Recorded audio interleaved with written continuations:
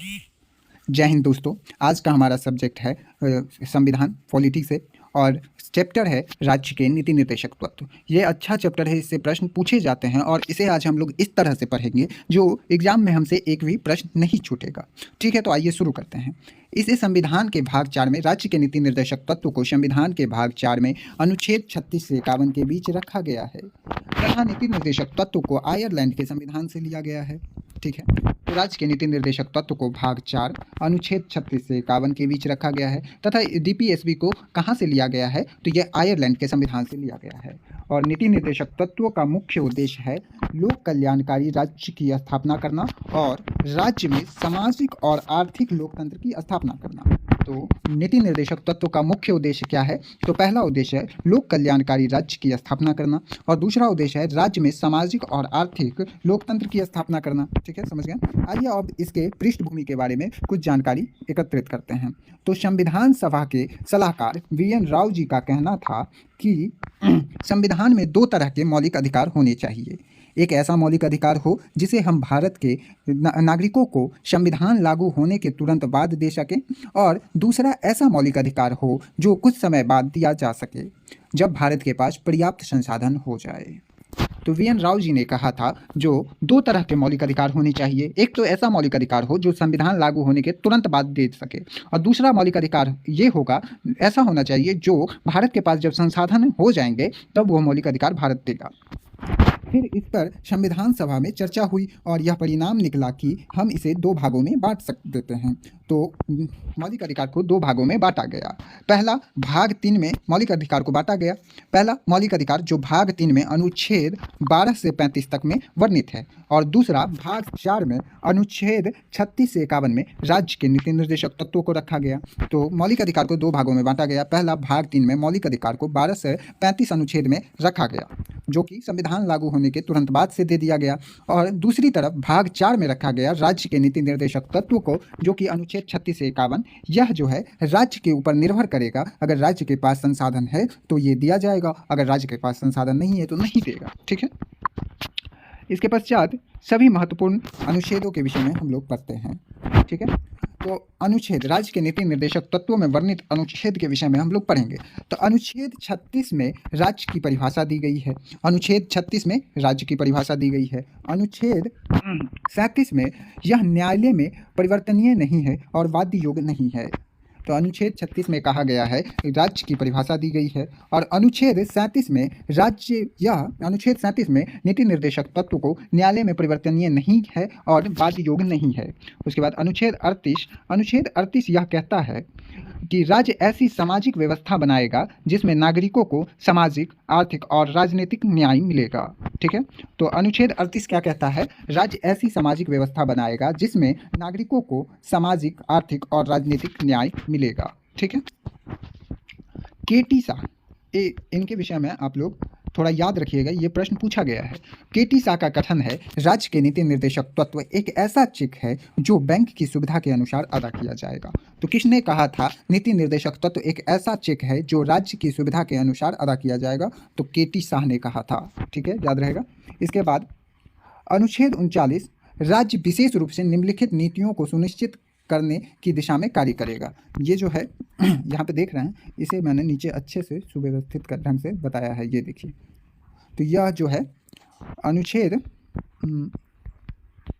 39 इसमें सभी नागरिकों को आजीविका के पर्याप्त संसाधन का अधिकार, इसके बाद भौतिक संसाधनों के स्वामित्व और नियंत्रण को सामान्य जन के भलाई के लिए व्यवस्थित करना, कुछ ही व्यक्तियों के पास धन को संकेंद्रित होने से बचाना या ना होने देना। इसके बाद पुरुष और महिलाओं दोनों को सामान्य कार्य के लिए सामान्य वेतन, ये इंपॉर्टेंट है, ये अनुच्छेद 39 में वर्णित है। पुरुषों और महिलाओं दोनों के सामान्य कार्य के लिए सामान्य वेतन। उसके बाद श्रमिकों की शक्ति और स्वास्थ्य को सुनिश्चित करना, ये राज्य की कर्तव्य होगा। उसके बाद अनुच्छेद 39A में सामान्य न्याय और निःशुल्क विधिक सहायता के विषय में बताया गया है। तो अनुच्छेद 39A में सामान्य न्याय और निःशुल्क विधिक सहायता के विषय में बताया गया है। फिर अनुच्छेद 40 में ग्राम पंचायतों का गठन के बारे में बताया गया है। तो यह ग्राम पंचायत और नगर निकाय 2 भागों में बंटे हुए हैं। ग्रामीण क्षेत्रों में ग्राम पंचायत या पंचायती राज है, जबकि शहरी क्षेत्रों में नगर पालिका का विधान है। ठीक है। तो अनुच्छेद 40 में पंचायती राज ग्राम पंचायत का गठन के विषय में है, जो कि ग्राम पंचायत संविधान 73वां संविधान संशोधन द्वारा संवैधानिक दर्जा मिला, और शहरी क्षेत्र में नगर निगम या नगर निकाय, नगर पालिका बोलते हैं उसे 74वां संविधान संशोधन द्वारा 1992-93 में संवैधानिक दर्जा मिला, और इसे भी 1992-93 में संवैधानिक दर्जा मिला। ठीक है। इसके बाद इसे जो मैंने अनुच्छेद 39 को सही से लिखा है वो इस प्रकार से है: सभी नागरिकों के लिए आजीविका के पर्याप्त साधनों का अधिकार, आम भलाई के लिए समुदाय के भौतिक संसाधनों का समान वितरण, धन और उत्पादन के साधनों के सेकेंद्रण पर रोक, ठीक है। पुरुष और महिलाओं के लिए सामान्य कार्य के लिए समान वेतन, और जबरन दुर्व्यवहार के विरुद्ध श्रमिकों और बच्चों के स्वास्थ्य और शक्ति का संरक्षण, और अनुच्छेद 39 में ही ये सभी वर्णित है, और बच्चों के स्वास्थ्य के विकास का अवसर। ये सभी अनुच्छेद 39 में वर्णित है, और इस पर सरकार कार्य करेगा। ठीक है। इसके बाद अनुच्छेद 42वां संविधान संशोधन 1976 के द्वारा अनुच्छेद 39 ए जोड़ा गया, जो कि सामान्य न्याय और मुफ्त कानूनी सहायता के बारे में बताता है। ठीक है। उसके बाद इस 42वां संविधान संशोधन 1976 के द्वारा अनुच्छेद 39 ए सामान्य न्याय और मुफ्त कानूनी सहायता, फिर अनुच्छेद 43 ए भी जोड़ा गया था, जो कि उद्योगों के प्रबंधन में श्रमिकों की भागीदारी के बारे में बताता है, और फिर अनुच्छेद 43 बी सहकारी समितियों के गठन या बढ़ावा देना, अनुच्छेद 48 पर्यावरण वन जीव संरक्षण के विषय में भी बताया गया है। DPSP यानी राज्य के नीति निर्देशक तत्व में प्रतिबिंबित गांधीवादी सिद्धांत जो है, मतलब राज्य के नीति निर्देशक तत्व में गांधीवादी विचार जो है अनुच्छेद 40 में है, अनुच्छेद 47 में है और अनुच्छेद 48 में है। ठीक है। तो ये पूछा जाता है जो राज्य के नीति निर्देशक तत्व में कौन कौन सा अनुच्छेद गांधीवादी विचारों पर आधारित है, तो वह है अनुच्छेद 40 ग्राम पंचायत, अनुच्छेद 47 और अनुच्छेद 48। ठीक है। शोषण के विरुद्ध अधिकार प्रदान करे और बच्चा, महिला, आदिवासी के लिए विशेष करके। ठीक है। तो अनुच्छेद 40 है ग्राम पंचायत, अनुच्छेद 47 और अनुच्छेद 48 था ना, अनुच्छेद 47 और अनुच्छेद 48। ये जो अनुच्छेद 48 है ये तो इसके विषय में है, राज्य कृषि और पशुपालनों को वैज्ञानिक तरीके से बढ़ावा देगा, और अनुच्छेद 47 कहता है लोगों के जीवन स्तर के सुधार, पोषण आहार को बढ़ावा, शराब पर प्रतिबंध और नशीली दवाओं पर प्रतिबंध। ठीक है। ये गांधीवादी विचार हैं। आइए हम जहाँ से थे वहाँ शुरू करते हैं।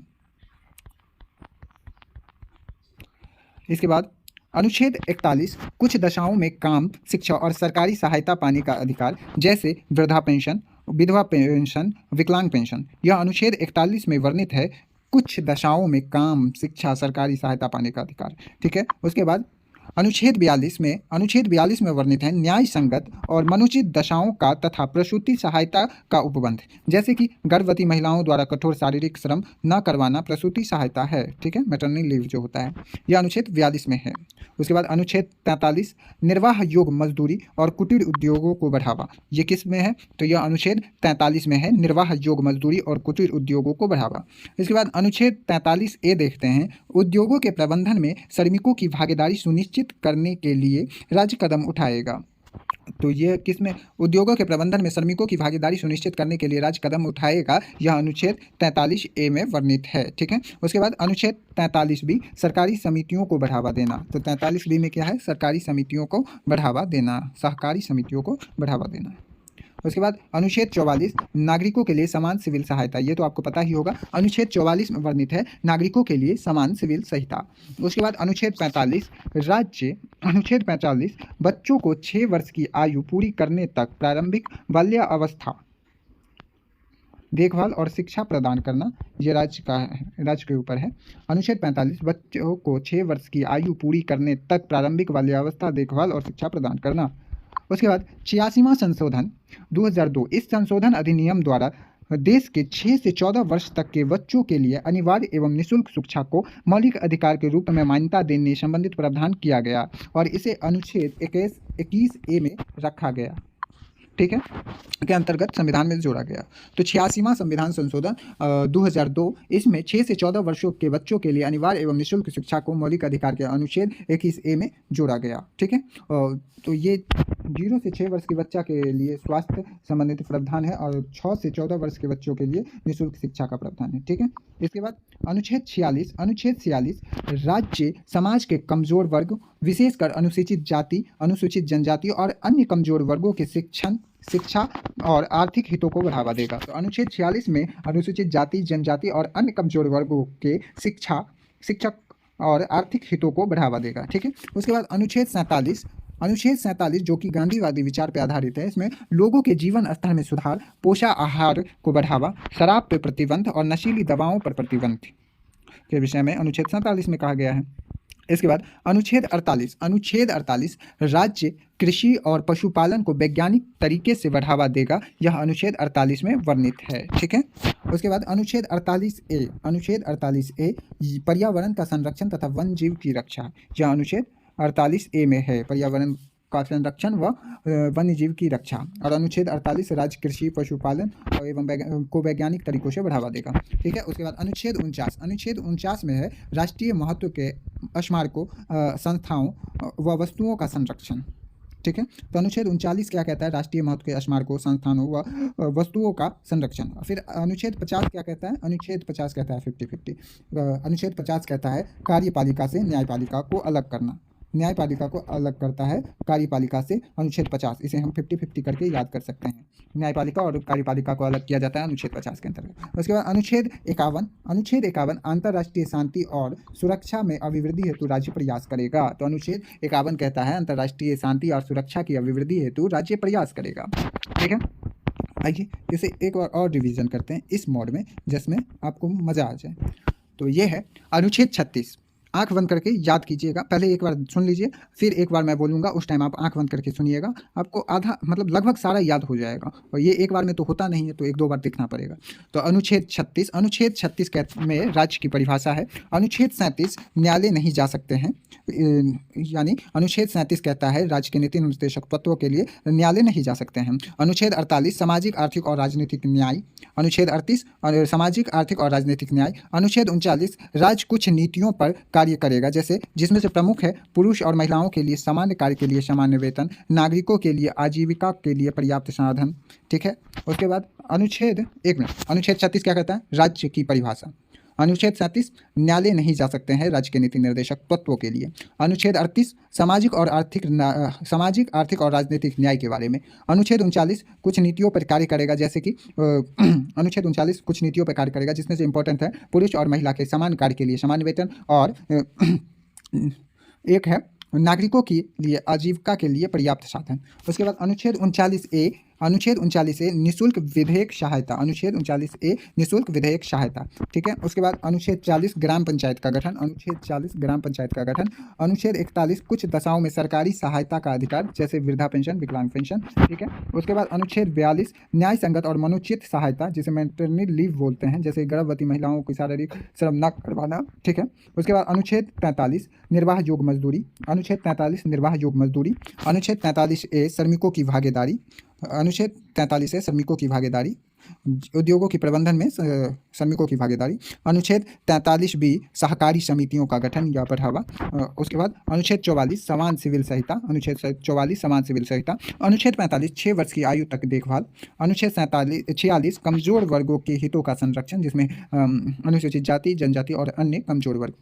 उसके बाद अनुच्छेद 47 जो है ये पोषाहार को बढ़ावा, शराब एवं नशीली दवाओं पर प्रतिबंध के विषय में बात करती है। उसके बाद अनुच्छेद 48 कृषि एवं पशुपालन में वैज्ञानिक तरीके से बढ़ावा। उसके बाद अनुच्छेद 48A पर्यावरण एवं वन्य जीवों की संरक्षण। अनुच्छेद 49 राष्ट्रीय स्मारकों का संरक्षण। तो अनुच्छेद 49 राष्ट्रीय स्मारकों का संरक्षण। अनुच्छेद 50 कार्यपालिका को न्यायपालिका से अलग करता है। अनुच्छेद 50। उसके बाद अनुच्छेद 51 अंतर्राष्ट्रीय शांति के लिए राज्य प्रयास करेगा। ठीक है। तो एक बार आंख बंद करके मेरे साथ बोलिए।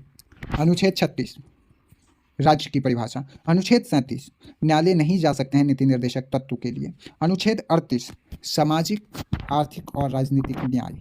अनुच्छेद 39 राज्य कुछ नीतियों पर कार्य करेगी, जिसमें से इंपॉर्टेंट है सामान्य कार्य के लिए सामान्य वेतन और नागरिकों के लिए आजीविका के लिए पर्याप्त साधन। अनुच्छेद 49A निःशुल्क विधिक सहायता। अनुच्छेद 40 पंचायती राज का गठन। अनुच्छेद 41 कुछ दशाओं में सरकारी सहायता प्राप्त करने का अधिकार, जैसे वृद्धा पेंशन और विकलांग पेंशन। उसके बाद अनुच्छेद 42 न्याय संगत और मनोचित सहायता, जिसे मैटरनिटी लीव बोलते हैं, जैसे गर्भवती महिलाओं से शारीरिक श्रम न करवाना। अनुच्छेद 43 निर्वाह योग्य मजदूरी। अनुच्छेद 43 निर्वाह योग्य मजदूरी। अनुच्छेद 43A श्रमिकों की भागीदारी। तो अनुच्छेद 43 क्या कहता है? उद्योगों के प्रबंधन में श्रमिकों की भागीदारी। अनुच्छेद 43B सरकारी सहायता। अनुच्छेद 43B सहकारी समितियों का गठन। अनुच्छेद 43B क्या कहता है? सहकारी समितियों का गठन।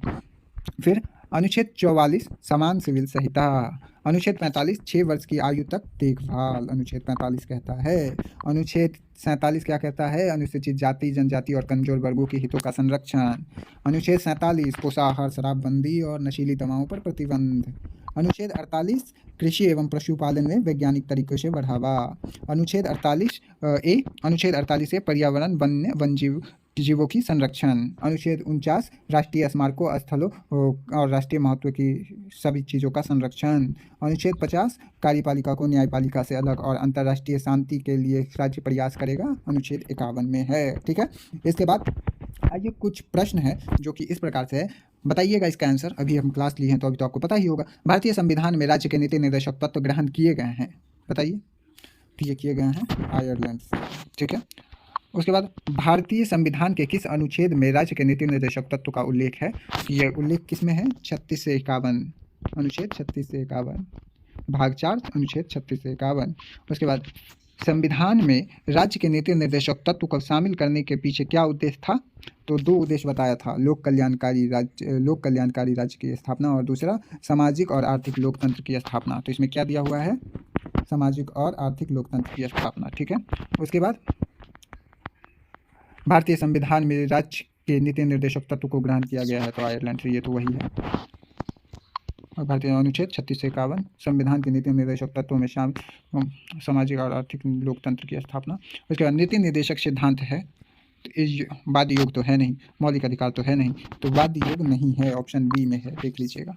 उसके बाद अनुच्छेद निम्न में से किसने नीति निर्देशक सिद्धांतों को बैंक की सुविधा दे उत्तर दिनांक चेक कहा है? यानी बैंक की सुविधा अनुसार चुकाने की या दे की भावना वाला बात किसने कहा था? तो ये बताइए किसने कहा था? अभी हमने बताया था, केटी शाह ने। ठीक है, उसके बाद राज्य के नीति निर्देशक सिद्धांत में किस अनुच्छेद में अंतर्राष्ट्रीय शांति और सुरक्षा में समृद्धि से है? तो बताइए किस अनुच्छेद में है ये चीज़? अंतर्राष्ट्रीय शांति और सुरक्षा में समृद्धि का राज्य प्रयास करेगा, अनुच्छेद 51 में। तो ये कुछ प्रश्न थे जो पहले पूछे जा चुके हैं। ठीक है, और ये क्लास कैसा लगा ज़रूर बताइएगा। जय हिंद फ्रेंड्स, वंदे मातरम।